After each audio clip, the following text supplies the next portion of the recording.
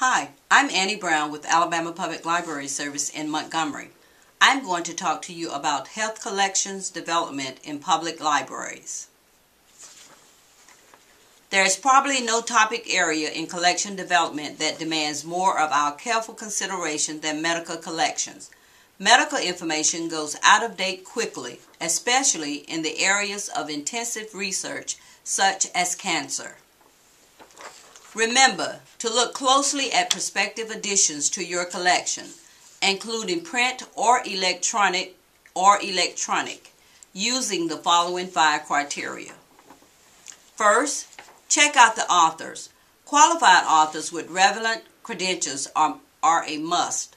Look for evidence, such as current citations from reliable sources in the bibliography, that the authors or editors have thoroughly researched the topic. Secondly, look out for evidence of bias. Avoid one-sided coverage of works that promote a particular viewpoint while dismissing or avoiding altogether other views. Medical issues can be complex and experts often disagree. Our collections should reflect all points of view. Third, currency is another key criterion. If the publication date or the date of the cited sources in the work are more than 5 years old, it isn't a good candidate for your health collection. There can be some exceptions to this rule, such as in less research-intensive fields like death and dying. Fourth, check the reading level. Medical works are typically written at a fairly high reading level, even those aimed at consumers. Carefully consider your library's current and prospective users and judge whether or not the work's reading level is too high. Fifth and final, look at the illustrations. Charts, tables, and other illustrations should be easy to understand for the lay user and help to clarify the message. They should help break up the text to make it easier to read.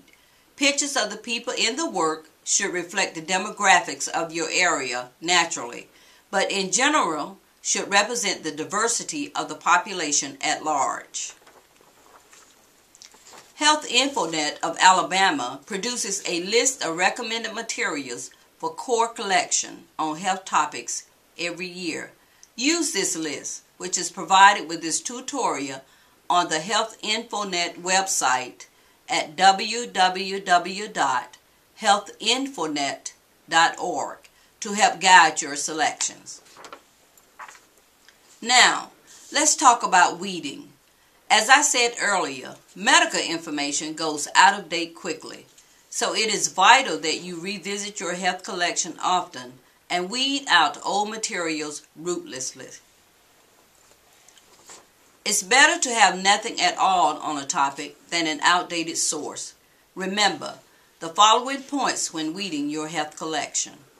Number 1, quality over quantity.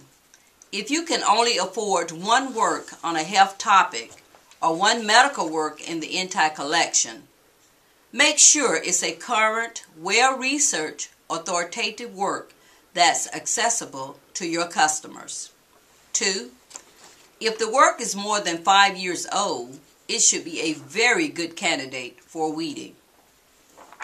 3, some areas such as cancer, AIDS, Alzheimer's, but not caregiving, and diabetes are topics of intensive medical research.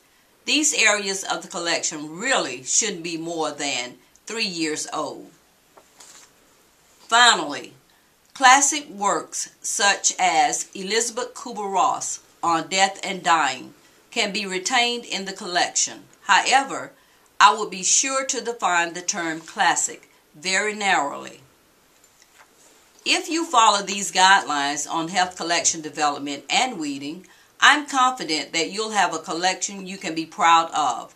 If you have any questions, be sure to contact us here at APLS or K. Hogan Smith with Health InfoNet. We're glad to help.